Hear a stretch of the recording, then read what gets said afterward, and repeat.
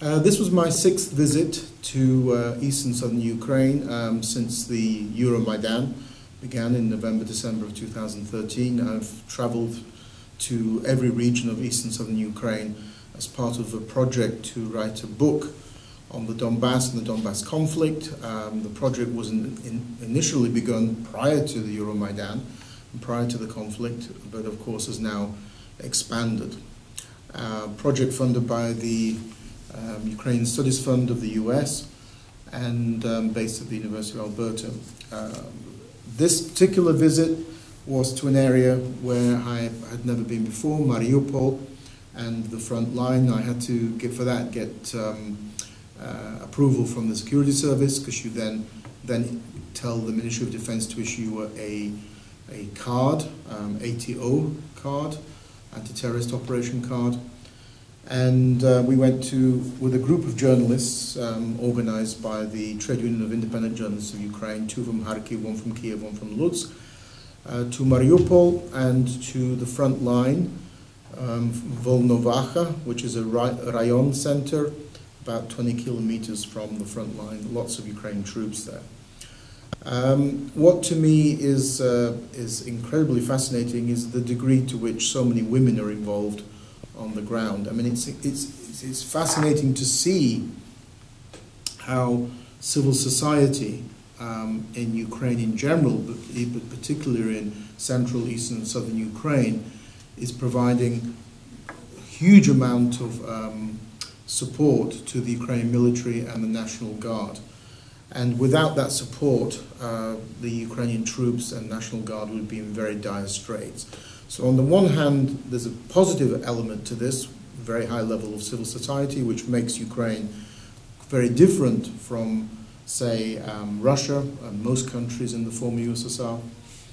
At the same time, there's a downside to this, because civil society is doing what the state should be doing. I mean, what kind of state can we talk about which can't even provide supplies and food to the Ukrainian military and National Guard?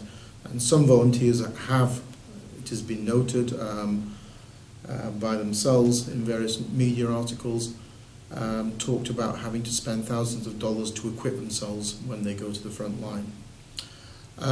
One of the most ludicrous examples of this was in Volnovakha at a NGO called Soldatська pошта, which provides all sorts of assistance to the Ukrainian media, Ukrainian military.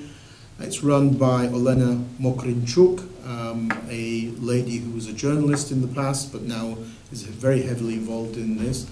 We're talking about truckloads of potatoes, beets, and carrots coming from West Ukraine, being dropped off for the soldiers.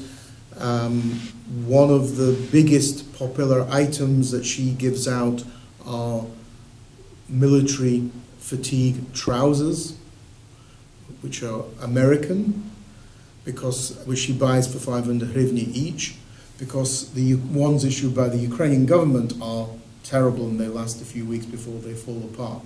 So that's how incredibly ludicrous is the Ukrainian state's supply of equipment, forcing civil society to raise money to buy American military trousers to supply the Ukrainian military. But there you are.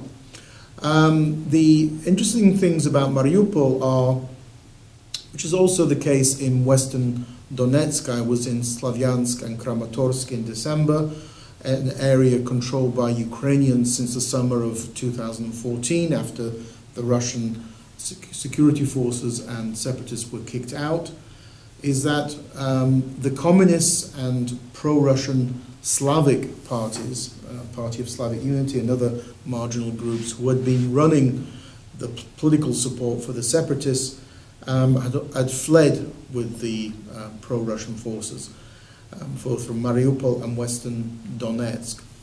And with that, plus the disintegration of the party regions, there's obviously a massive political vacuum into which Ukrainians have stepped in. Now, Alexander Motyl has done a great blog where he compares Donbas to the US South prior to the 1960s. where the reactionary whites, in the case of Donbas, are the Legionnaires, as he calls them, party regions, the communists and others, and the black people of the US South, in the case of Donbas, will be the Ukrainians, unable to portray publicly their Ukrainian language and culture, and usually repressed and marginalized. Well, those marginalized Ukrainians, the blacks of the Donbas, have now taken center stage in various NGOs. In Sloviansk, they organized a weekly avto-maidan on Sundays, the only avto-maidan in the Donbas. And in Mariupol itself, there's a very active NGO called New Mariupol, led by an academic professor, Marija Podibайло, who many years ago came from Ternopil, so an ironic Galician link. And the office is a haven for assistance to the military. We saw military trucks pulling up, taking things from there, including fresh water and bags of food. And also a place where, in the back rooms, women, including pensioners, are sewing snipers' camouflage for Ukrainian soldiers. I mean, that's the degree to which the women are involved. Like we saw women on the highway outside of Mariupol painting camouflage roadblock posts. She's extremely active. The Ukrainians who previously had to hide their national identity are now able to do that publicly. They now have support from Kiev, they have support from the Ukrainian military. The Security Service of Ukraine has new personnel brought in by Valentin Nalyvaichenko after the Euromaidan, so there's support there. And of course there's support from units like the Azov Battalion of the National Guard, which has its base in the center of Mariupol. And although many Western press reports talk of Azov as some neo-Nazi battalion, this is all completely untrue. Only about 5 or so percent of the Azov battalion are members of the Nazi outfit or neo-Nazi outfit called the Social National Assembly.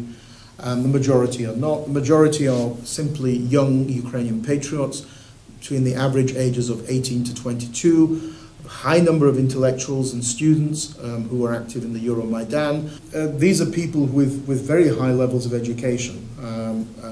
And if this was really a neo-Nazi outfit, how is it the case that 2/3 of the Azov battalion are Russian speakers from eastern and southern Ukraine? And they have the largest number of foreign volunteers in the Azov battalion are from Russia. So if this was really a Ukrainian Nazi outfit, why would they welcome in Russian speakers and Russians from Russia? So I think there's a lot of misnomers about it. Certainly the Azov battalion are highly motivated, highly committed. They would be very happy in launching counteroffensives in Shirokina and elsewhere. That's merely a question of Kiev's political will and willing to do that.